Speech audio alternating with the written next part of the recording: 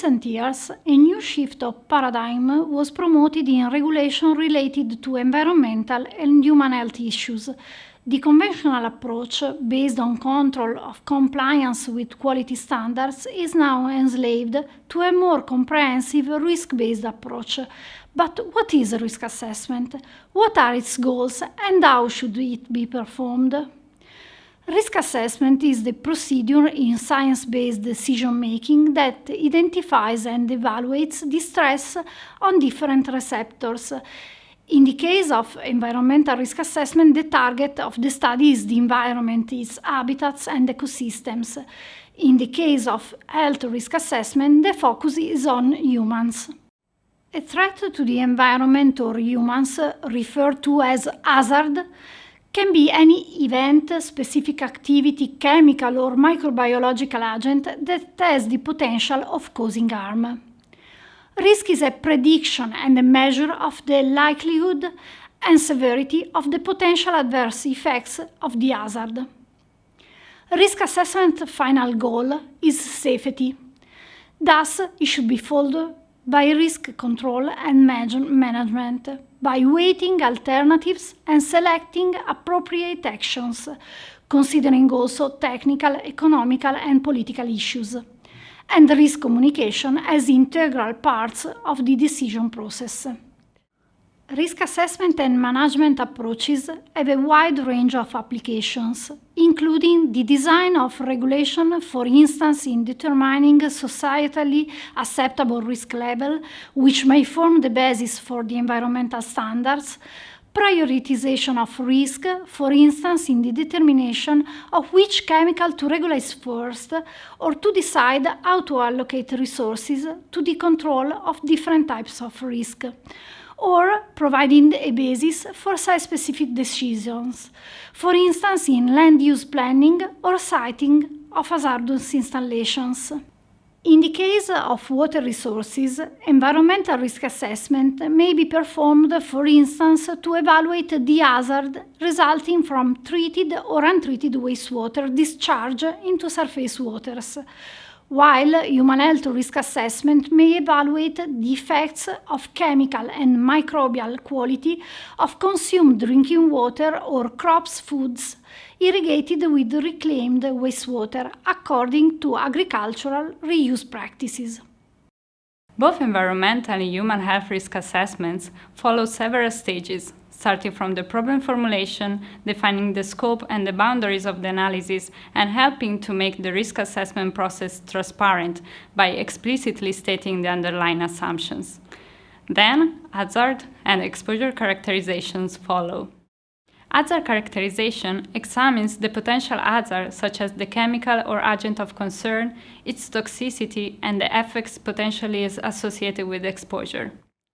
The dose-response assessment, based on toxicological studies, characterizes the relationship between exposure to a chemical, toxin, or microbiological agent and the incidence of undesired effects, such as environmental damages or the probability of infection or disease. The exposure assessment studies the environmental behavior of the hazard, the expected levels in the possible exposure media, the likelihood and modalities of exposures, including the amount, the routes, for example, ingestion, inhalation, and dermal contact, and the duration of exposure. The final step of the analysis is risk characterization, putting together all the information from the previous stages to estimate the actual risk by comparing the exposure levels to the acceptable ones given by the hazard characterization. And in case these levels are exceeded, possible mitigation measures are identified to reduce the risk at levels of no concern.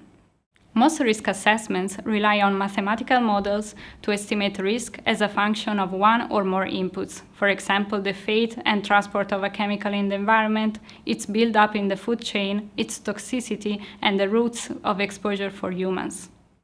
In most cases, precise knowledge of the systems to be modeled or even the scenarios to be evaluated is lacking.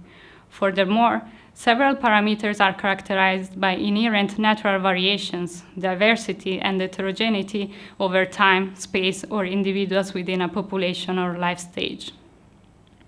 Variability and uncertainty introduce error in risk assessments and lead risk assessors to combine science and judgment when performing analysis to support risk management decisions.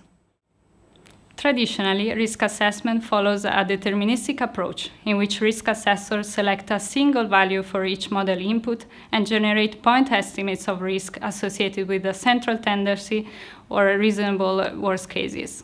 This procedure unavoidably ignores uncertainty and variabilities in risk estimates. The results, in most cases, may overestimate actual risks, entailing unnecessary risk management actions and higher costs. But even worse, underestimates of risk may also occur, implying inadequate protection of human health and environment.